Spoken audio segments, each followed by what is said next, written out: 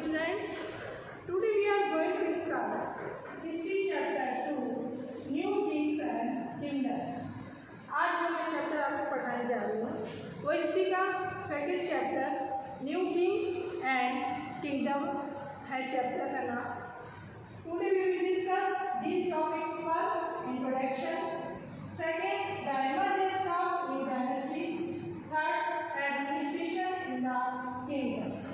तो first topic start करती हूँ. इंट्रोडक्शन.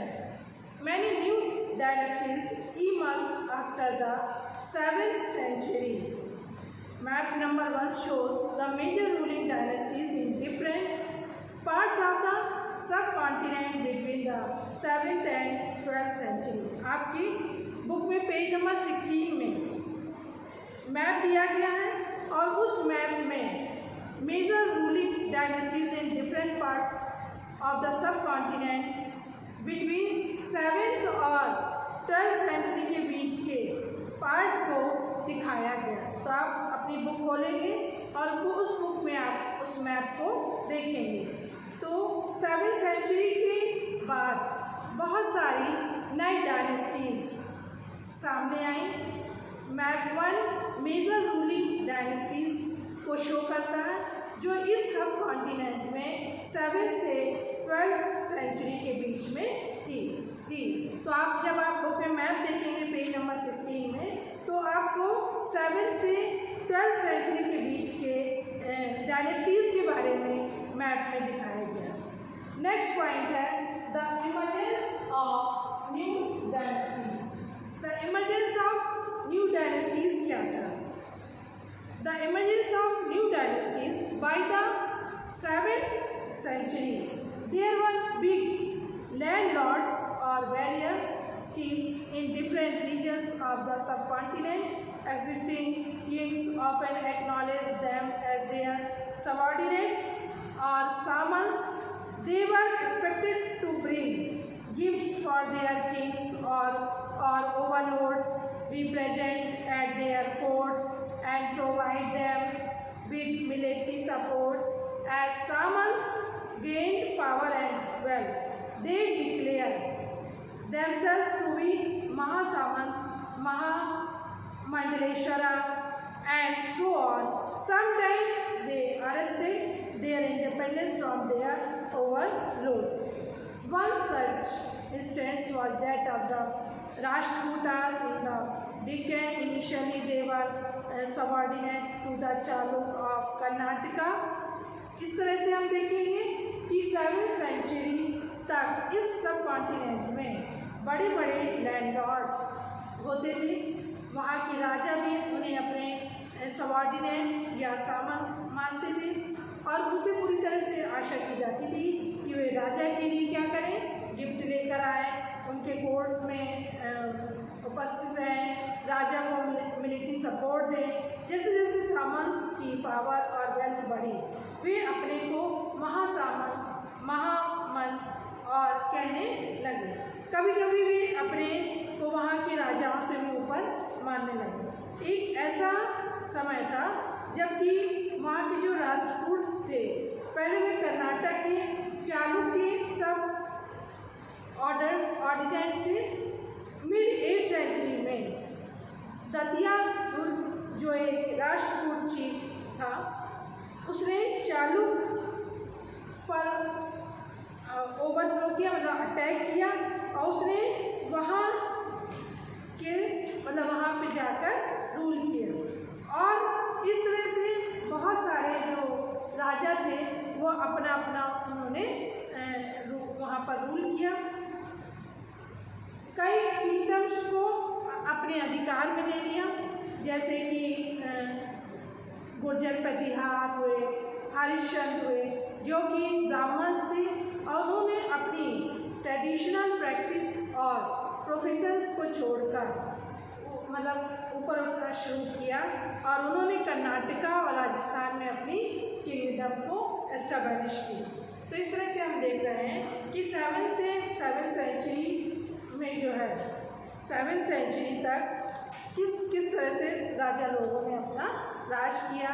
राष्ट्रकूट आए और और गुर्जर पथियास, हरिश्चंद्र जो कि ब्राह्मण्स थे और उन्होंने अपनी ट्रेडिशनल प्रैक्टिसेस और प्रोफेसर्स को छोड़कर मतलब ऊपर उठना शुरू किया और उन्होंने कर्नाटका और राजस्थान में अपने किंगडम्स को एस्टेब्लिश किया। नेक्स्ट टॉपिक है एडमिनिस्ट्रेशन इन द किंगडम। अब किंगडम का जो एडमिनिस्ट्रेशन था, वहाँ की जो किंगडम थे, वहाँ के जो राजा थे, उनका प्रशासन कैसा था।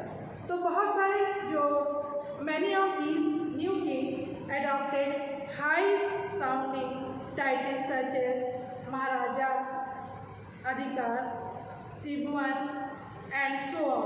However, in spite of such comes, they often shared power with their samans as well as with association of peasants, traders and brahmins.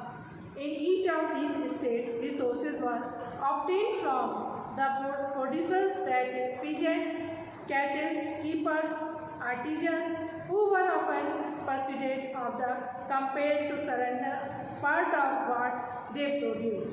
Sometimes these were claimed as rent due to a lord who arrested that he owned the land. Revenue was also collected from traders. These resources were used to finance the king's establishment as well as for the construction of temples and forts. They were also used to fight wars, which were in turn expected to lead to the acquisition of wealth in the form of plunder and access to land as well as trade routes. The functionaries for collecting revenue were generally recruited from influential families and positions were often hereditary. बहुत सारे new Kings ने अपने को high sounding titles such as maharaja, adhiraja घोषित किया। बहुत सारे जो राजा थे उन्होंने अपने को महाराजा अधिराज घोषित किया, लेकिन इन क्लेम्स के बावजूद वे अपनी पावर्स को सामंस और ट्रेडर्स और ब्राह्मण्स के साथ शेयर करते थे। मतलब राजा होने के बावजूद भी वो जो उनके पास जो पावर थी उसको वो किसके साथ शेयर करते थे, ब्राह्मण्स के साथ शेयर करते थे, ट्रेडर्स के साथ शेयर करते थे और सामंस जो थे उनके साथ शेयर करते थे। इन सभी स्टेट में रिसोर्सेज को प्रोड्यूसर्स जैसे कि पीजेंट्स, कैटल्स, कीपर, आर्टिजन्स ने पूरी तरह से अडॉप्ट कर रखा था। इन लोगों को अपनी जो पैदावार का कुछ हिस्सा अपने लॉर्ड को देने के लिए मजबूर होना पड़ता था। कभी कभी इस पार्ट की जो डिमांड को लैंड क्लेम किया जाता था, क्योंकि ये लॉर्ड यह एसेस करता था कि पूरी लैंड का मालिक वहाँ का लॉर्ड ही है। ट्रेडर्स भी रेवेन्यू वसूल किया करते थे। यह रिसोर्सेज को किंग के एस्टेब्लिशमेंट को फाइनेंस करने के लिए किया जाता था। इन रिसोर्सेज से टेम्पल या फोर्ट्स आदि के कंस्ट्रक्शन के लिए यूज़ किया जाता था। इन रिसोर्सेज का जो यूज़ वार्स को फाइट करने के लिए किया जाता था। इन वार्स में प्लंडर द्वारा वेल्थ को कलेक्ट किया जाता था, जिससे वे लैंड को अपने अधिकार में लेकर नए ट्रेड रूट्स बनाते थे। रेवेन्यू कलेक्शन का काम इन्फ्लुएंशियल फैमिलीज से लोगों को रिक्रूट किया जाता था, जो अक्सर हेरिडिटी होता था। यह आर्मी के द्वारा किया जाता था। ज़्यादातर केसेस में किंग के क्लोज रिलेटिव्स जो होते थे उनको इन पोजीशंस में रखा जाता था। तो इस तरह से बच्चों मैंने अभी आपको 3 टॉपिक समझाए। First introduction, second backwardness of new dynasties and third administration in the kingdom. तो आप कोई तीनों टॉपिक्स अच्छे से समझ में आ गए होंगे। बच्चों आप लोग चैप्टर को अच्छे से पढ़िए, वीडियो को अच्छे से देखिए, वॉच करिए और अटेंडेंस बॉक्स में